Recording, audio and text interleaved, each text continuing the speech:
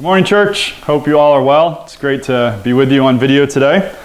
We're doing a series on overcoming fear and anxiety this fall, and so I'm going to be sharing on that topic with you this morning. I want to begin with a story from the early history of the Christian church. It's the story of a young woman named Perpetua. Perpetua was an early Christian martyr.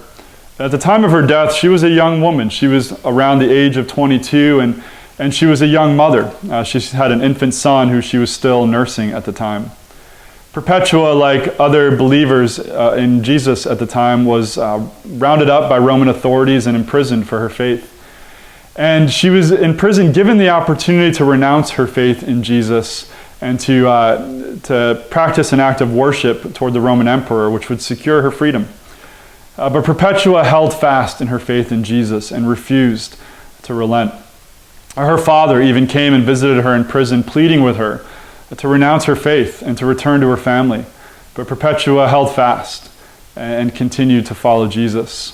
Finally, the day of her hearing arrived, and she and others were brought before the regional Roman authorities and given one final opportunity to renounce their faith in Jesus, to which, again, she refused. Her father even burst into the courtroom, passionately pleading with her to surrender, to yield, and she would not. She stood fast in her faith in Jesus. After that hearing, she and others were led into the local Colosseum where they were executed. But Perpetua held her head high, and throughout the entire ordeal, she trusted in God. I imagine Perpetua felt a great deal of fear throughout this circumstance, and there was good reason to feel afraid. Fear for her family and their well-being, fear for the future of her infant son who would grow up without her, a fear of the pain of her execution that she would face. And yet what we see in her story and the stories of many other early church martyrs and martyrs today is that their confidence in God is greater than their fear of their immediate circumstance. And that's what I'd like to invite us to reflect on today. Is in moments when we are faced with fear and anxiety, which is greater, our confidence in God or our fear of our immediate circumstance? Today's story is from Exodus chapter 14, and it's the part of the story when the people of Israel had been released from slavery in Egypt.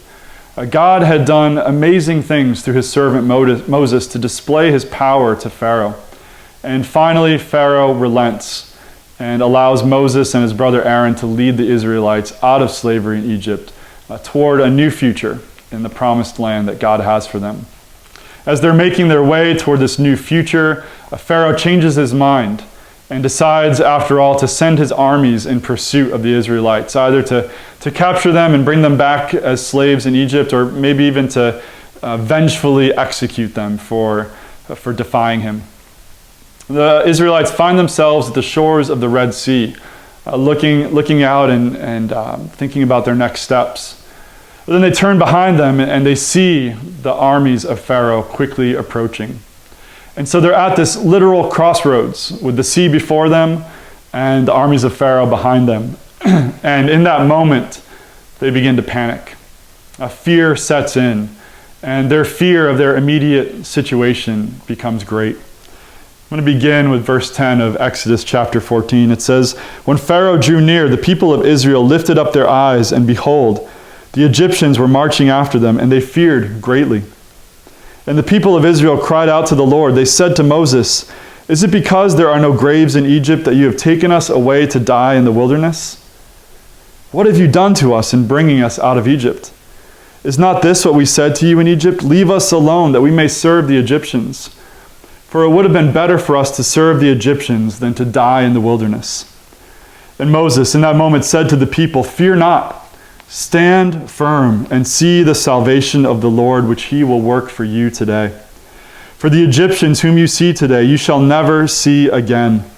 The Lord will fight for you, and you have only to be silent.'"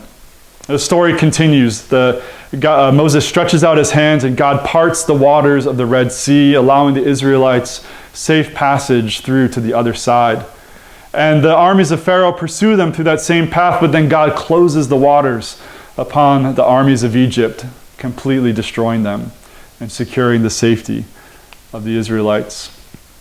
But before that happens, in this moment when Moses speaks these words, there are two very different responses we see to the immediate situation that the Israelites are faced with.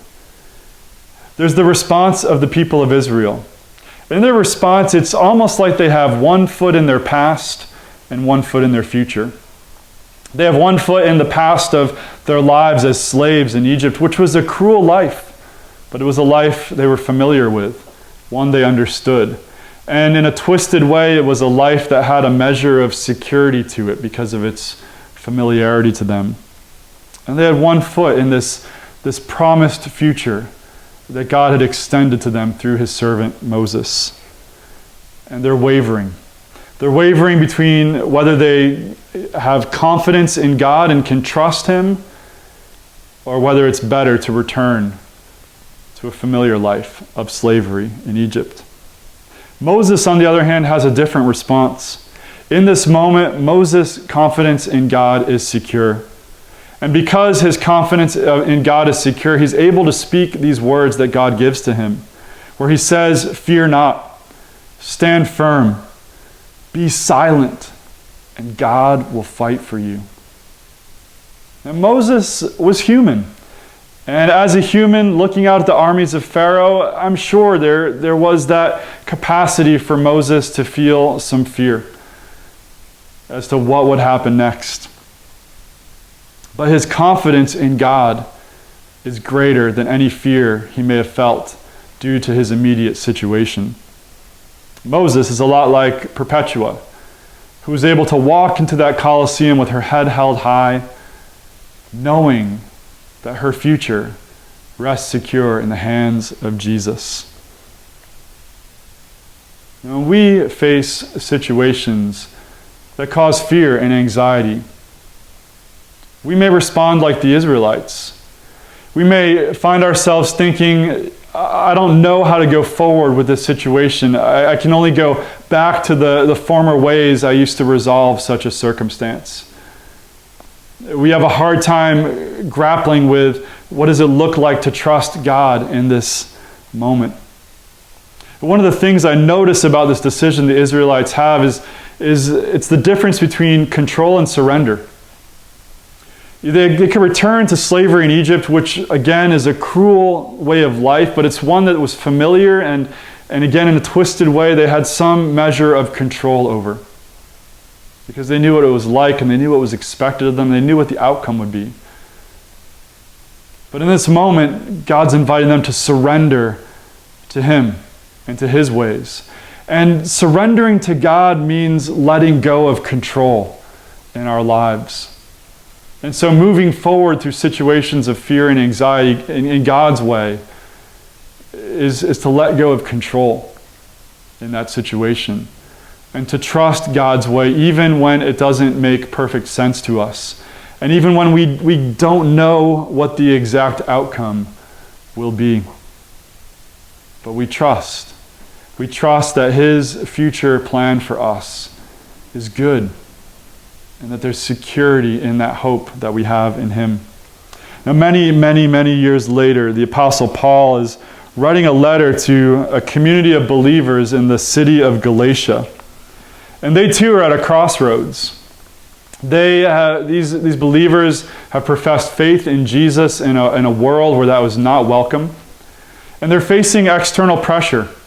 And in that pressured environment, they find themselves feeling some similar feelings, I think, to what the Israelites felt in that moment as they stood before the Red Sea.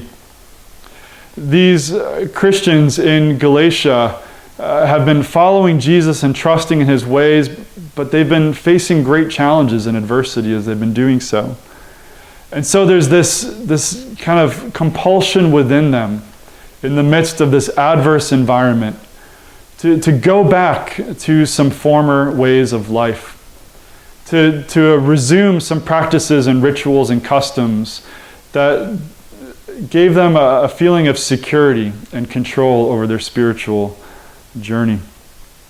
And so Paul writes to these believers out of his concern that turning away from the way of Jesus, which is a way of surrender, and turning back to a way where they feel they have more control over their destiny. He writes in Galatians 1, verse 6, "I am astonished that you are so quickly deserting him who called you in the grace of Christ and are turning to a different gospel." Turning away from the gospel of grace to a gospel of ritual and custom, one that was familiar to them and one that they had control over. He writes a little further on in the same letter in chapter 5, "For freedom Christ has set us free. Stand firm, therefore, and do not submit again to a yoke of slavery." Now, Paul was a well-learned Jewish man, and he knew the story of the Exodus well. And I imagine that as he's writing these words in Galatians 5, he has in his mind this story from Exodus 14, where the Israelites are standing at a very pivotal crossroads of their lives. The Red Sea before them, which is impossible for them to cross on their own, represents a future of surrendering to the way of God and trusting him and placing their confidence fully in him. And a former way of life that's represented by the armies of Pharaoh that are behind them, a life of slavery. Paul's writing to these Galatians who are also at a crossroads, and before them is the way of Jesus, a way that is marked by the grace of Jesus, something that we cannot control, something that we have to surrender ourselves to, and a former way of life, marked by ritual and custom and tradition. Things that can be controlled, things that were familiar. Our lives are similar to these stories. When we find ourselves at those crossroads of fear and anxiety, we too face this decision. Do we surrender to God and trust that his ways are good and that they will see us through? Or do we look behind ourselves and return to a former way of life, a way that Paul describes as a yoke of slavery in contrast to the yoke of grace that Jesus extends to us? That former way of life of dealing with our fear and anxiety may be things like addictions. And addictions aren't always substances. They can be certain ways of thought and certain patterns of living and relating to others and God and ourselves and the world around us. And these former ways of life, Paul says, are described as a yoke of slavery because they're not the way of Jesus. The way of Jesus is distinctly marked by our surrendering control to him and trusting what he teaches, trusting his ways, trusting in his grace to cover us and to see us through. What do you feel fear about today? What is causing you to feel anxiety? What are the circumstances in your life today that are causing you to place one foot in God's future hope for you and one foot in a former way, a way of slavery? What are those circumstances in your life today? God is inviting you and inviting me to have confidence in him that is greater than our fear of our immediate circumstances.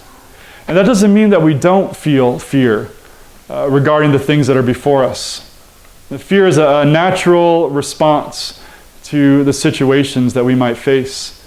Anxiety is a very normal experience of the human existence.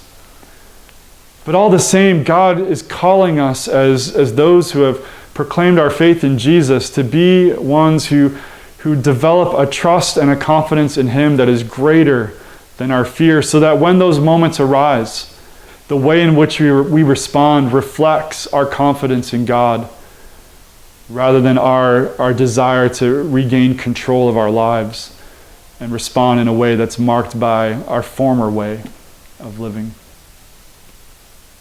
And so Jesus, I believe, is inviting us through today's text to examine our hearts, in light of the circumstances that we may be feeling a fear about, and to ask this question: is my confidence in God greater than my fear of my immediate circumstance?